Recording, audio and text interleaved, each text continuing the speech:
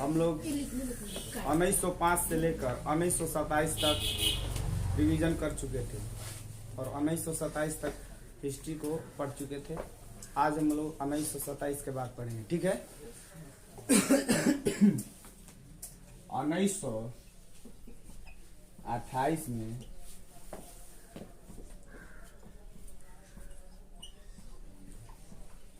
Simon commission का आगमन होता है, ठीक है। लेकिन 1928 में साइमन कमीशन के आगमन से पहले दो टॉपिक इंपॉर्टेंट है, पहले उसको हम लोग रिवाइज करेंगे। पहला है 1909 का मार्ले मिंटो सुधार। क्या है? मार्ले मिंटो सुधार। और दूसरा है 1919 का मॉन्टेग्यू चेम्सफोर्ड, ठीक है। मॉन्टेग्यू चेम्सफोर्ड सुधार। इन दो पॉइंट को पढ़ के उसके बाद हम लोग साइमन कमीशन को पढ़ेंगे, ठीक है। 1909 में मार्ले मिंटो सुधार आया, ठीक है। 1909 में मार्ले मिंटो सुधार आया। मार्ले मिंटो सुधार जब 1909 में आया तो सबसे पहले इसने क्या किया, भारत में आकर सांप्रदायिक चुनाव करा दिया। इससे पहले भारत में 1909 से पहले भारत में हिंदू मुस्लिम सभी लोग एकता के साथ रहते थे और उससे पहले जो चुनाव होता था वह सर्वसहमति से होता था, मतलब किसी जात पात पर आधारित नहीं होता था, ठीक है। जात पात पर आधारित न का मतलब ये हुआ कि हिंदू के लिए अलग मत की व्यवस्था नहीं थी और मुस्लिम के लिए अलग मत की व्यवस्था नहीं थी। सभी लोग एक ही मत पर, हिंदू मुस्लिम सिख ईसाई सभी लोग एक ही मत पर मतदान करते थे। लेकिन 1909 में जो मार्ले मिंटो सुधार है ना, इसने सांप्रदायिक आधार पर, जाति के आधार पर चुनाव को विखंडित कर दिया। कहा कि मुस्लिम के लिए भारत में अलग चुनाव होगा और हिंदू के लिए भारत में अलग चुनाव होगा, जो देश की एकता को विखंडित कर रहा था। देश की एकता को विखंडित कर रहा था, क्योंकि मुस्लिम के लिए अलग चुनाव हो और हिंदू के लिए अलग चुनाव हो, ये देश की जाति व्यवस्था से लेकर के और हमारी एकता जो थी उसको ये विखंडित कर रहा था मार्ले मिंटो सुधार। और अंग्रेजों की यहीं से वो नीति शुरू हुई कि भारत को कैसे हम लोग डिवाइड कर दें, डिवाइड और रूल, विभाजन करके रूल करें। जहां मजबूती दिख रही थी वहां ये लोग उस प्रांत को अलग अलग टुकड़ों में विखंडित करने का प्रयास कर रहे थे। जैसे 1905 में बंगाल बहुत मजबूत परिस्थिति में दिख रहा था तो इन्होंने बंगाल विभाजन करने का प्रस्ताव पारित कर दिया, क्योंकि वहां मजबूती ज्यादा थी। उसी के आधार पर 1909 में मार्ले मिंटो सुधार आया, सुधार के नाम पर, और इसने आकर के सुधार तो नहीं किया लेकिन भारत को विखंडित जरूर कर दिया, क्योंकि दो भागों में डिवाइड कर दिया। हिंदू और मुस्लिम के लिए अलग अलग सांप्रदायिक चुनाव कराने की घोषणा कर दी, ठीक है। उसके बाद 1919 मॉन्टेग्यू चेम्सफोर्ड सुधार। यह क्या था? मॉन्टेग्यू चेम्सफोर्ड जो सुधार था, ध्यान दीजिएगा, क्योंकि 1909 में बस दो ही भाग में भारत के जो मतदान थे उसको डिवाइड कर दिया था सांप्रदायिक आधार पर, हिंदू और मुस्लिम दो ही बस। लेकिन 1909 में जब मॉन्टेग्यू चेम्सफोर्ड सुधार आया तो ये भारत को चार भागों में बांट दिया। अब इसने कहा कि हिंदू के लिए तो था ही पहले से, इसमें हिंदू और मुस्लिमों के लिए था, हिंदू और मुस्लिम के लिए था कि अलग अलग चुनाव होगा। लेकिन जब 1919 आया ना तो हिंदू तो था ही, मुस्लिम तो था ही पहले से अलग अलग चुनाव के लिए। अब इसमें सिख और ईसाई इनके लिए भी कहा कि अब इनके लिए भी अलग अलग चुनाव होगा। देख रहे हैं ना, ये सब देश को तोड़ने की प्रक्रिया चल रही है। इससे पहले मात्र हिंदू और मुस्लिम दो ही लोग अलग अलग चुनाव करा सकते हैं। हिंदू के लिए हिंदू वोट देगा, मुस्लिम को मुस्लिम वोट देगा, दूसरा कोई नहीं देगा। ये देश की विखंडता का कारण यही से शुरू हुआ था। बीज बोए थे 1909 में, 1947 में जाकर पेड़ बन गया, और जिस पेड़ के द्वारा भारत और पाकिस्तान का विभाजन हुआ, यहीं से उसकी शुरुआत हुई थी। अब देख लीजिए आप ही क्योंकि 1909 में भारत हिंदू और मुस्लिम को विखंडित किए, और 1919 में हिंदू, मुस्लिम, सिख, ईसाई चारों लोगों को, माने 4 जाति देश की जनसंख्या इन्हीं 4 जातियों पर निवास करती है। तो इन धर्म के आधार पर इन सबको क्या किया दिया गया? धर्म के आधार पर भारत को विखंडित कर दिए अंग्रेज। उनकी नीति और जो नीति सोचते थे उसको लागू भी करते थे। भारतीय लोग नहीं समझ पाए उनकी नीतियों को, और इसके तहत हिंदू, मुस्लिम, सिख, ईसाई 4 भागों में बांट दिए। और क्या क्या है, और इसके साथ साथ एक प्रपोजल आया, क्योंकि भारतीय लोग अब समझदार हो चुके थे। उन्होंने कहा कि ऐसे हमको नहीं चला, अलग कर दिए तो ठीक है, लेकिन हम लोग सरकार बनाना चाहते हैं, हम लोग सरकार बनाना चाहते हैं। तो यहाँ अंग्रेजों ने द्वैध शासन सबसे पहले लागू किया। क्या लागू किया? द्वैध शासन। द्वैध शासन द्वैध शासन भारत में इससे पहले एक बार और लागू हुआ था। द्वैध शासन इससे पहले एक बार और लागू हुआ था, लॉर्ड क्लाइव के शासन काल में। लॉर्ड क्लाइव के शासन काल में 1757 में जब प्रथम बार प्लासी का युद्ध हुआ था ना, तो उस समय यह द्वैध शासन रॉबर्ट क्लाइव ने लागू किया था। लेकिन दूसरी बार, इसको तब दूसरी बार कहेंगे क्योंकि वो भी अंग्रेजी शासन काल के अंतर्गत आता है। दूसरी बार द्वैध शासन लागू कर दिया गया 1919 के मॉन्टेग्यू ट्रांसपोर्ट सुधार में। ये द्वैध सुधार था क्या? ये द्वैध सुधार यह था कि भारतीय लोगों का डिमांड था कि हम लोग प्रांत, जो आज राज्य कहा जाता है, उस समय उस राज्य को प्रांत कहा जाता था। क्या कहा जाता था? प्रांत कहा जाता था। तो ये जब द्वैध शासन लागू हुआ तो इसमें यह कहा गया कि देश में, देश के जो प्रांत है, राज्य हैं, राज्य में भारतीय लोग भी शासन करेंगे। कौन लोग का शासन करेंगे? भारतीय लोग भी शासन करेंगे राज्य में, यानी प्रांत में। प्रांत कहो या राज्य कहो, ठीक ना।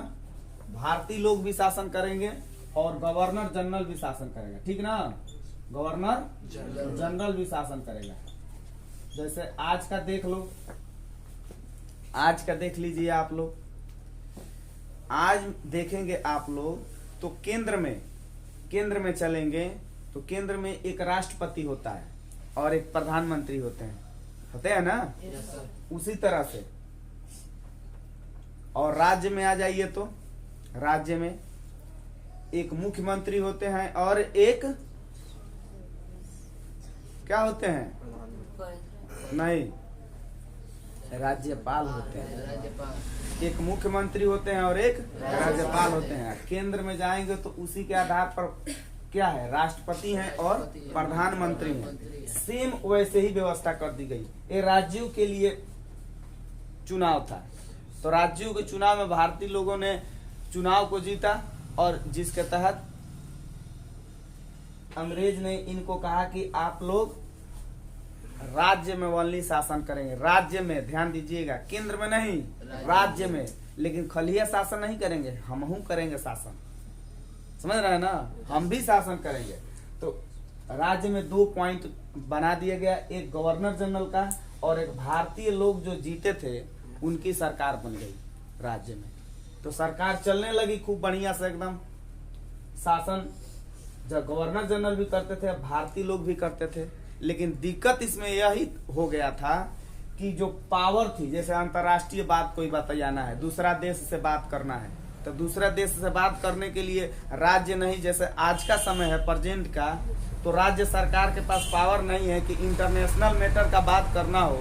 मतलब अगर किसी दूसरे देश से बात करना हो तो जाकर मुख्यमंत्री बतिया के आ जाएंगे, नहीं, ऐसा व्यवस्था नहीं है। इंटरनेशनल बात करने के लिए कभी भी प्रधानमंत्री या केंद्रीय लेवल के जो मंत्री होते हैं वही इंटरनेशनल मैटर पर बात कर सकते हैं। मुख्यमंत्री राज्य के कोई भी बड़ा से बड़ा मुख्यमंत्री हो, चाहे उनके विधायक हो, वे लोग इंटरनेशनल मैटर में कहीं बात नहीं करते हैं। ये उनके पास पावर नहीं है। तो जो मेन पावर था, इंटरनेशनल पावर हो गया, आज का जीएसटी लग रहा है, टैक्स उसको बोलते हैं, उस तरह का टैक्स हो गया, पुलिस हो गया, बड़ा बड़ा जो पद था जहां से पैसे के इनकम होने वाले स्रोत थे, वो गवर्नर जनरल अपने पास रख लिया। और भारतीय जो शासन करने के लिए भारतीयों को राज्य में दिया गया, इनके पास कुछ नहीं, जन कल्याण काम दे दिए गए। क्या दे दिए गए? जन कल्याण काम। जन कल्याण काम यह होता है कि हम दूसरे के लिए कुछ करें तो उनसे अब पैसे लेने की उम्मीद न रखें। जैसे आज आप लोग को राशन मिलता है तो 20 रुपया किलो सरकार खरीद रही है गेहूं चावल, और आपको 2 रुपये में दे रही है, तो वो जन कल्याण काम है। क्या है? जन कल्याण काम है। 20 रुपये में खरीद के 2 रुपये में बेच रही है तो अपना नुकसान करके ना बेच रही है। तो ये जन कल्याण काम है। सरकारी स्कूलों में मिड डे मील मिल रहा है, सभी बच्चों को मिलता है भोजन जो बनता है वहां पे। तो क्या उसके लिए यह प्रावधान थोड़े है कि कोई बच्चा अमीर घर का है तो उसको नहीं मिलेगा, धनी घर का है उसको मिलेगा, सबको मिलेगा।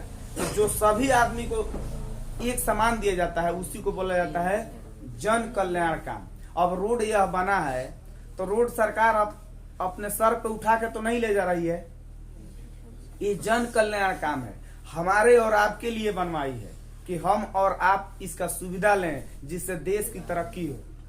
ठीक है, तो ये सब जन कल्याण काम के अंतर्गत आते हैं। तो इसके लिए पैसा ज्यादा ना चाहिए जी करने के लिए। तो पैसा तो भारतीयों के पास किधर से आने का स्रोत ही नहीं था, क्योंकि सारे पावरफुल काम जिससे पैसा आता है वो तो अपने पास रख लिए थे अंग्रेज। समझ रहे हैं ना?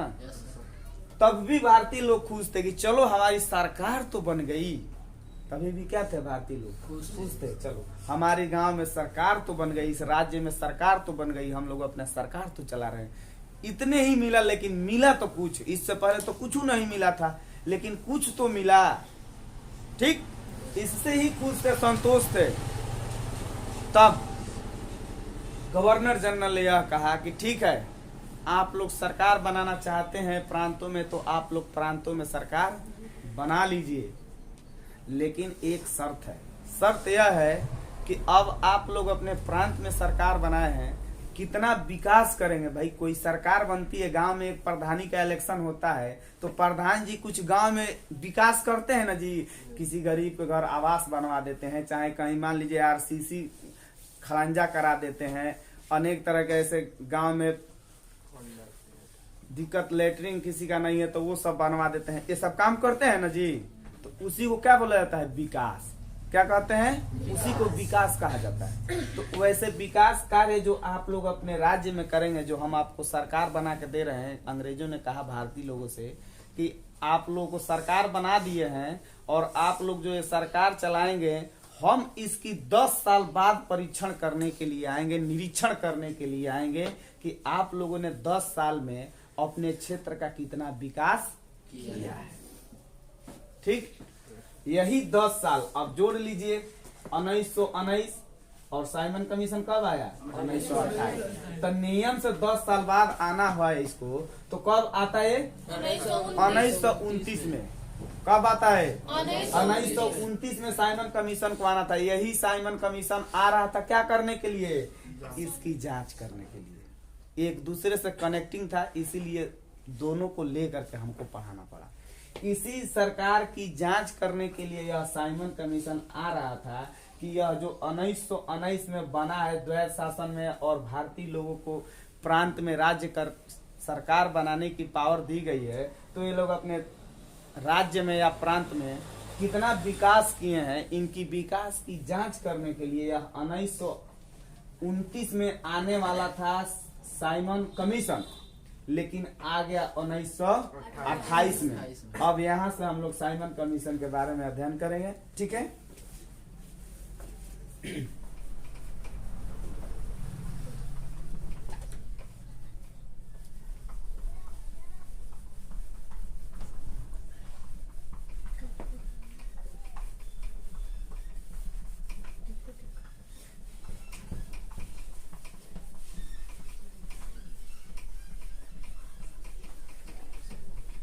मैंने तो करा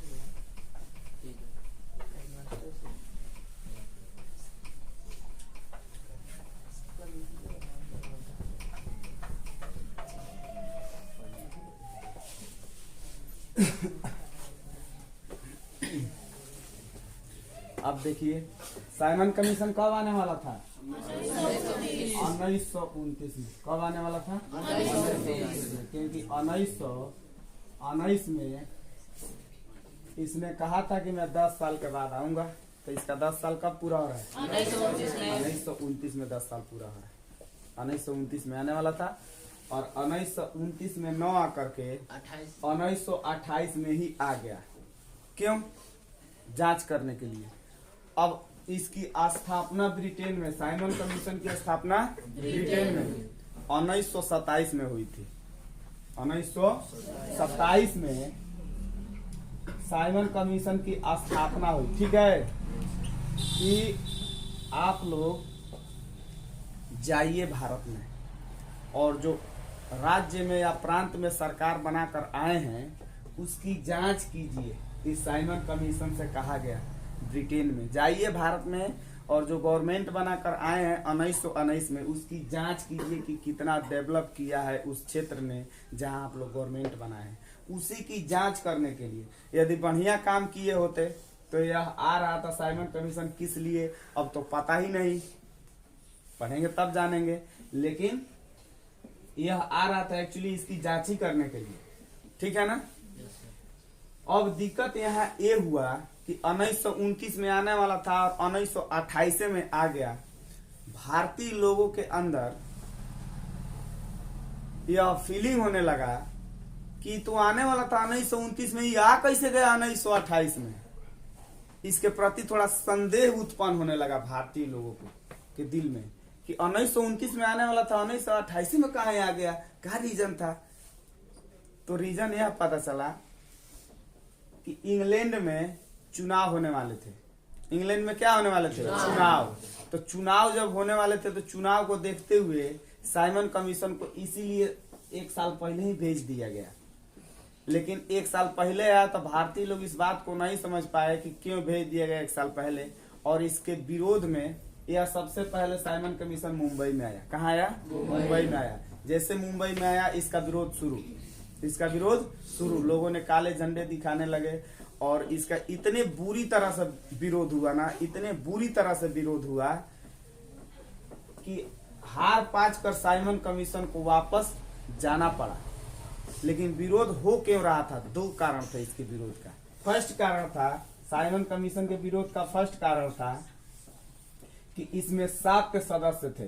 7 सदस्य थे और वो 7 सदस्य क्या थे? अंग्रेज थे। फर्स्ट कारण। सेकेंड कारण था इसका कि इसको आना था 1929 में और आ गया 1928 में। इसके लिए भी लोगों के मन में संदेहात्मक उत्पन्न होने लगा कि आने वाला था 29 में और आ गया 28 में। इस पे भी लोगों को संदेह होने लगा। इसलिए भारत में इसका इतना विरोध हुआ कि यह कहीं भी रुक नहीं पाया भारत में। इसलिए नहीं रुक पाया ना क्योंकि जहां जाता था वहां साइमन गो वापस जाओ। लोगों ने काले झंडे दिखाए। अनेक तरह से ऐसे विरोध हुआ कि उतना विरोध अंग्रेजों के किसी भी आदमी का नहीं हुआ था। ठीक है? इसी बीच साइमन कमीशन के विरोध में लाला लाजपत राय की विरोध करते समय लाठी से चोट लग गया सर पे। लाला लाजपत राय के सर पे क्या हो गया? चोट लग गया। इसी विरोध को करते हुए देखते हैं ना, कहीं आंदोलन होता है तो लाठी चार्ज हो जाता है। तो लाठी चार्ज में अब पुलिस मारने लगती है दौड़ा के, किधर मारेगी कोई गारंटी नहीं है। लेकिन उसका सिस्टम है कि सब सर पे चोट नहीं लगना चाहिए, लेकिन सर पे चोट लग गया था जिसके कारण लाला लाजपत राय की 28 में मृत्यु हो गई। 1928 में ही मृत्यु हो गई। अभी कुछ दिन पहले लाला लाजपत राय की नवंबर में ही मृत्यु हुई थी। ठीक ना? नवंबर में ही मृत्यु हुई थी। 27 नवंबर को मृत्यु हुई थी उनकी। 27 नवंबर 1928 ईस्वी को। और लाला लाजपत राय की मृत्यु हो गई इसी लाठी के प्रहार से। उन्होंने एक बात कहा था कि ये जो चोट हमें लगा था ना, ये हमें चोट जो लगा है, अंग्रेजों के लिए यह एक ताबूत के कील की साबित होगी, आखिरी कील साबित होगी। जो ये हमारे सर पे लाठियों के प्रहार से चोट लगा है, अंग्रेजों के लिए यह एक ताबूत के कील की आखिरी कील साबित होगी, ताबूत की आखिरी कील साबित होगी। और ऐसा हुआ, लास्ट में बोरिया बिस्तर चपेट के भागना पड़ा अंग्रेजों को। ठीक है, यस सर। आगे पढ़ते हैं। 1928 पिटा इसको।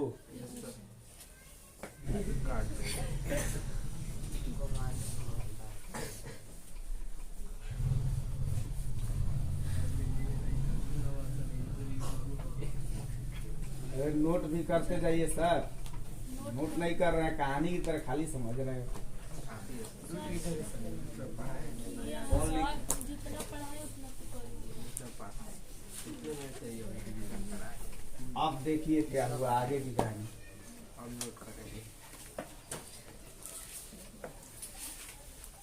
अब खूब विरोध हुआ भारत में। क्या हुआ? खूब विरोध हुआ भारत में साइमन कमीशन का। साइमन कमीशन का क्या हुआ भारत में? खूब विरोध हुआ। इसके विरोध के कारण बेचारा साइमन कमीशन चला ही गया भारत को।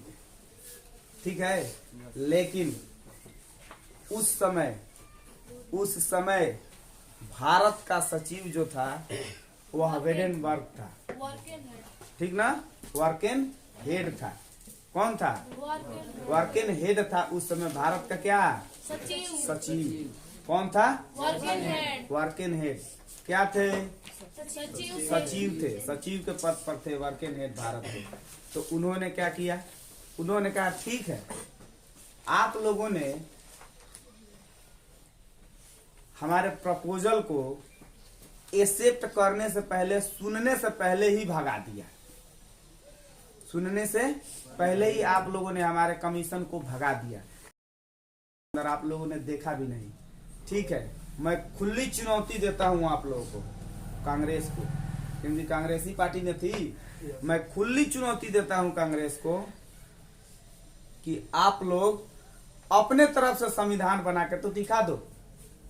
देख लीजिए क्या कहा वर्किंग हेड ने कि अब आप लोग अपने तरफ से संविधान बना के दिखा दो। जब आप लोग को हमारा संविधान चाहे हमारे सुधार पे विश्वास नहीं है कि हम जो सुधार कर रहे हैं वो बढ़िया है, तो ठीक है, हमारे पे विश्वास नहीं है तो आप लोग खुद बना के संविधान दिखा दो। लेकिन एक बात है, आप लोग खुद बना के जो संविधान दिखाएंगे ना, वह आप लोग अपने देश में न बना रहे हैं जी। आप लोग का कोई विरोध करने वाला नहीं ना होना चाहिए। अरे हम तो ब्रिटेन से बना के लाए हैं तो हमारा खराब था, आप लोग पसंद नहीं किए। आप लोग अपने देश में बना रहे हैं तो अपने देश में आप लोग का कोई विरोध न करे, ऐसा बनाइए। एकदम खुली चुनौती। खुली चुनौती जब मैदान में आकर दिया तो भाई कमजोरो आदमी क्या करला, ठीक बा आओ हम लड़े, आओ, है ना जी। तो ऐसे खुली चुनौती दे दिए। इसको जवाहरलाल नेहरू जी के पिताजी मोतीलाल नेहरू जी थे, है ना। उन्होंने एक्सेप्ट कर लिया, ठीक है हम भी संविधान बना के आपको दिखा देंगे। तो वर्किंग हेड ने यह कहा था कि जिस दिन आप लोग संविधान बनाकर सर्वसम्मति से कोई आपका विरोध न करे, संविधान बना कर दे देंगे ना, हम भी वादा करते हैं आपसे कि आपको वह संविधान देश में लागू करा देंगे और आपका देश छोड़ के चले जाएंगे। ठीक है, अब देखिए, अब तो संविधान बनाने की प्रक्रिया शुरू हो गई और ललकार के कहा था उसने, किसने? वर्किंग हेड ने एक्सेप्ट कर लिए थे मोतीलाल नेहरू जी। अब बैठी एक कमेटी बैठी, अरे कोई भी बड़ा काम होता है तो एक कमेटी बैठाना पड़ेगा। कमेटी बैठी, अब उसमें सुभाष चंद्र बोस, बरकतुल्ला जी और भीमराव अंबेडकर साहब, पंडित जवाहरलाल नेहरू जी और भी बहुत सारे अन्य सदस्य इसमें पार्टिसिपेट किए। नहीं, महात्मा गांधी जी नहीं, ठीक ना, इसमें पार्टिसिपेट किए और यह कहे कि ठीक है, कांग्रेस के जो मतलब बुजुर्ग नेता थे, अनुभवी नेता थे, सभी लोग इस कमीशन में क्या किए, भाग लिए, मतलब इस बैठक में भाग लिए सभी लोग। और इस बैठक में यह निर्णय लिया गया कि कैसे संविधान को बनाया जाए, कैसे संविधान को बनाया जाए। तो सभी लोग अपना अपना मत दिए और संविधान बनाने की प्रक्रिया यहीं से शुरू हो गई। धीरे धीरे धीरे धीरे कैसे बनाया जाए, बना, संविधान बन रहा था, बना भी बढ़िया से बना, कोई दिक्कत नहीं है, खूब अच्छा से बनकर तैयार हो गया। अब वर्किंग हेड के पास क्या किया गया, पेश कर दिया गया। क्या कर दिया गया, पेश किया गया। क्या पेश किया गया, जो संविधान बनाया गया था, प्रस्ताव जो था, वह प्रस्ताव पेश किया गया, लीजिए सर हम बना दिए हैं। तभी वहीं पे मोहम्मद अली जिन्ना साहब उपस्थित थे और अंग्रेजों से क्या थे, अंग्रेजों ने इनको इतना चढ़ाया था, इतना चढ़ाया था कि पेड़ के ऊपर बैठे थे, समझ रहे हैं ना, नीचे नहीं, पेड़ के ऊपर बैठे थे। इन्होंने क्या कहा, ठीक है आप लोग पास कर रहे हैं इस संविधान को, हमारी एक मांग है। किनसे कहा, नेहरू जी से, मोतीलाल नेहरू से, हमारी एक मांग है। ठीक है बोलिए, आप सभी लोग तो सहमति से बना है, तो अभी तक मांग क्यों नहीं की, अभी क्यों कर रहे हैं? नहीं तो थोड़ा मिस्टेक हो गया था, अब होश में आ गए हैं। हम चाहते हैं कि हमारा को 14 को सूत्री मांग है। को सूत्री मांग है, 14 को सूत्री मांग है, उसको आप लोग पूरा कर दीजिए और तब यह संविधान को तब लागू कराइए। तो मोतीलाल नेहरू जी ने कहा ठीक है बोलिए क्या कहना चाहते हैं।